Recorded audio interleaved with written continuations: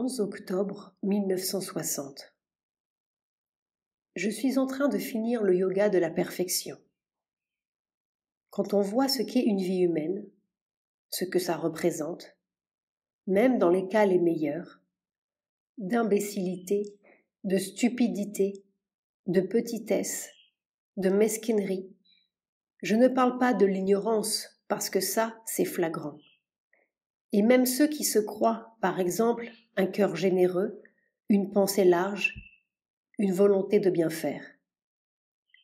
Chaque fois que la conscience s'oriente dans une direction pour obtenir un résultat, immédiatement tout ce qui a été dans l'existence, pas seulement personnel, mais cette espèce de collectivité d'existence que chaque être représente, tout ce qui est en contradiction avec cet effort, se présente sous son jour le plus cru. Ce matin, c'était pendant que je marchais de long en large dans ma chambre. J'avais fini mon japa. J'ai été obligée de m'arrêter et de me prendre la tête à deux mains pour ne pas éclater en sanglots. Je me suis dit, non, mais c'est effroyable. Et dire que nous voulons la perfection. Alors, naturellement, est venue comme une consolation. C'est seulement le contraste qui fait paraître ces choses si misérables. Et c'est parce que la conscience est en train d'attraper la vraie chose qu'elle peut voir cela. Et c'est vrai que les choses que j'ai vues ce matin et qui m'ont paru, n'est-ce pas, c'est surtout laid et bête. Je n'ai jamais eu de sens moral à travers toute ma vie, grâce à Dieu. Mais les choses laides et les choses stupides, cela m'a toujours semblé. J'ai essayé de mon mieux de sortir de là, même quand j'étais toute petite. Et ces choses maintenant, je vois, qui me paraissent non seulement ridicules, mais enfin presque honteuses, je me souviens très bien qu'autrefois elles étaient considérées comme remarquablement nobles, et qu'elles représentaient une attitude exceptionnellement élevée dans la vie. La même chose. Alors j'ai compris que c'est tout simplement une question de proportion. Et le monde est comme cela.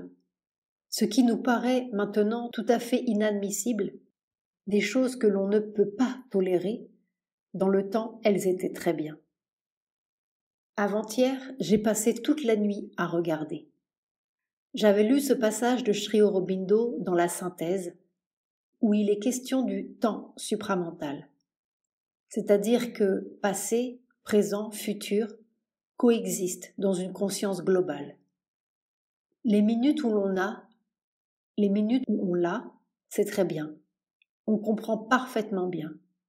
Mais quand on ne l'a pas, c'est surtout cette question de la force de l'aspiration, de la puissance de progrès. Comment garder cela? Cette puissance de progrès qui semble une chose si inévitable pour que l'existence, mettons simplement l'existence terrestre, ait un sens, et qui légitime sa présence. N'est-ce pas ce mouvement ascendant vers un mieux progressif qui sera éternellement mieux? Comment garder cela? Garder cela avec la vision totale. Cette vision dans laquelle tout coexiste. À ce moment-là, ça ressemble plutôt à ce que l'on pourrait appeler un jeu, un amusement, si l'on peut dire. Ça n'amuse pas tout le monde. Mais contenant tout cela, se donner le plaisir de la succession? Est-ce que le plaisir de la succession, de voir les choses l'une après l'autre, est un équivalent de cette intensité de volonté de progrès? Les mots sont idiots. L'effort pour voir cela, pour comprendre cela, m'a tenu comme cela, toute la nuit. Et alors, quand je me suis levée ce matin, j'ai remercié le Seigneur. Je lui ai dit, évidemment, si tu me mettais entièrement dans cette conscience-là, je ne pourrais plus faire mon travail. Comment faire son travail? Parce que je ne peux dire aux gens quelque chose que quand je le sens, je le vois, quand je vois que c'est la chose à dire. Mais si, en même temps, je suis quelque part simultanément dans une conscience où je sais tout ce qui nous a menés là, tout ce qui va arriver, tout ce que je vais dire, tout ce que l'autre va sentir. Comment peut-on faire cela? Il y a encore beaucoup de centaines d'années à passer avant que ce soit tout à fait ce que Sri Aurobindo décrit. Pas pressé. Et le silence mental dont tu as parlé l'autre jour, que Sri Aurobindo t'a donné en 1914. Ce n'est jamais parti. Je l'ai toujours gardé, comme une surface blanche et unie, tournée vers le haut, et à n'importe quel moment. N'est-ce pas, on parle comme une machine, mais là, ça ne bouge pas. À n'importe quel moment, ça peut se tourner comme ça vers le haut. C'est tourner comme ça, mais on peut s'apercevoir que c'est tourné comme ça. Et alors, si on écoute, on entend ce qui vient d'en haut. Et ma conscience active qui était là, mère désigne le front, elle s'est établie au-dessus, et ça n'a plus bougé. J'avais dit cela, ou plutôt fait dire cela à X pour savoir ses réactions. Et je me suis aperçue qu'il n'a pas compris du tout. Une fois, Amrita lui a demandé, à X, comment lui voyait et savait les choses. Alors il a essayé d'expliquer et il a dit à Amrita qu'il fallait tirer sa conscience par un effort progressif, passer au-delà du cœur, au-delà du centre de la gorge, la tirer jusque-là. Mère désigne le sommet du crâne. Et que quand on arrive là, on est divin, on sait. Du coup, j'ai compris pourquoi, quand moi, je disais que c'était là, au-dessus de la tête, ça a dû lui paraître absolument impossible. Pour lui, n'est-ce pas, c'est le sommet de la tête, ce qu'il appelle le lotus aux 1000 pétales. Et c'est juste au sommet du crâne. Tandis que ça, dans mon expérience, ça s'ouvre comme cela, ça monte, on passe au-dessus, et puis on s'installe là, comme ça. Pendant quelques années, même ça avait changé ma vision physique. C'est comme si je regardais les choses de là-haut. De temps en temps, ça revient aussi, comme si tout d'un coup on voit de là-haut au lieu de voir à la hauteur des yeux. Mais la faculté de former les pensées, elle est là, au-dessus. Elle n'est plus là, mère désigne le front. Et alors c'est contraire à leur enseignement. Je crois que les tantriques reconnaissent 7 chakras. Chakra, centre de conscience. 1. Au sommet du crâne. Sahasrara. 2. Entre les sourcils. Ajna. 3. Au niveau de la gorge. Vashuddha. 4. À hauteur du cœur. Anahata. 5. Au plexus solaire. Manipura. 6. Au niveau du nombril. Svadhisthana. 7. À la base de la colonne vertébrale. Muladhara. Théon, lui, disait qu'il en connaissait davantage, et notamment 2 au-dessous du corps et 3 au-dessus. C'est aussi mon expérience, j'en connais 12. Et vraiment, être en contact avec la conscience divine, c'est là. Mère fait un geste au-dessus de la tête. Ce n'est pas là, le sommet du crâne. Il faut jaillir au-dessus. Quand on fait le japa, cela exerce une pression sur la conscience physique, et elle n'arrête pas de tourner. Comment réduire ça au silence? Dès que la concentration n'est pas absolue, le mental physique se met en marche. N'importe quoi, il s'empare de n'importe quel mot, n'importe quel fait qui vient d'arriver. Et il tourne, il tourne. Tu arrêtes, tu fais une pression, puis ça ressort 2 minutes après. Et ça n'a pas du tout l'assentiment intérieur. Ça moue des mots, ou ça moue des idées, ou des sentiments, indéfiniment. Comment faire? Oui, c'est le mental physique. Le japa est justement fait pour contrôler le mental physique. Moi, je m'en suis servi pour une raison très spéciale, parce que N'est-ce pas, je faisais une invocation au... Les mots sont un peu drôles. Au Seigneur de demain. Pas le Seigneur non manifesté. Le Seigneur tel qu'il se manifestera demain. C'est-à-dire la manifestation divine sous la forme supramentale, pour employer les mots de Sri Aurobindo.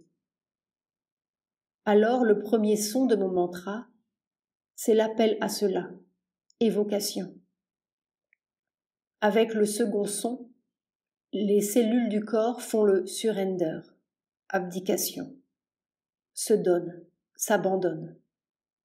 Et le troisième son, c'est l'identification de ça, le corps, avec ça, qui produit la vie divine.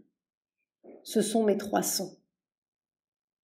Et au début, pendant les premiers mois où je faisais le japa, je les sentais. J'avais une conscience presque en détail de ces myriades de cellules qui s'ouvraient avec cette vibration. La vibration du premier son qui est une vibration tout à fait spéciale. N'est-ce pas?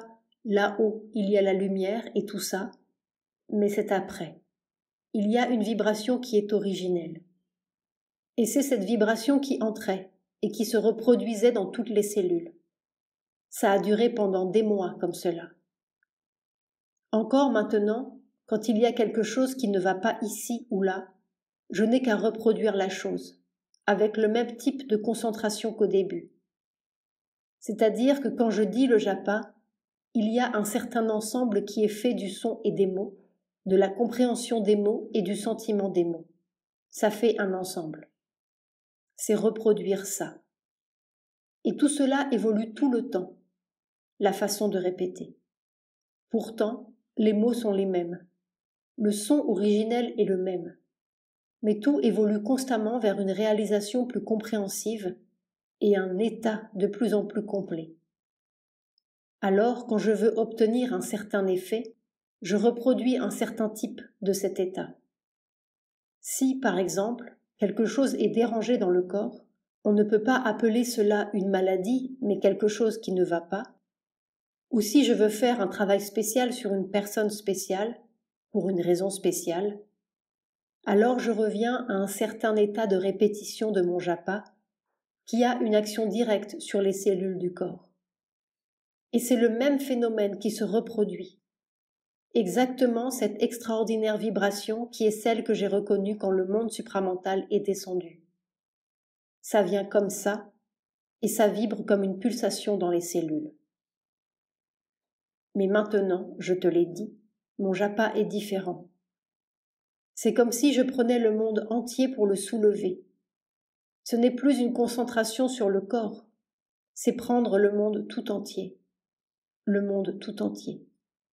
Quelquefois dans les détails, quelquefois dans son ensemble, et tout le temps pour établir le contact avec le monde supramental. Mais ce que tu dis, cette espèce de moulin à son, ou de moulin à parole qui répète indéfiniment la même chose, j'ai attrapé cela tout d'un coup, 2 ou 3 fois, pas très souvent et à de longs intervalles. Ça m'a toujours paru fantastique. Comment arrêter cela? Toujours de la même manière. N'est-ce pas, c'est quelque chose qui se passe dehors, ce n'est pas dedans, c'est dehors, à la surface.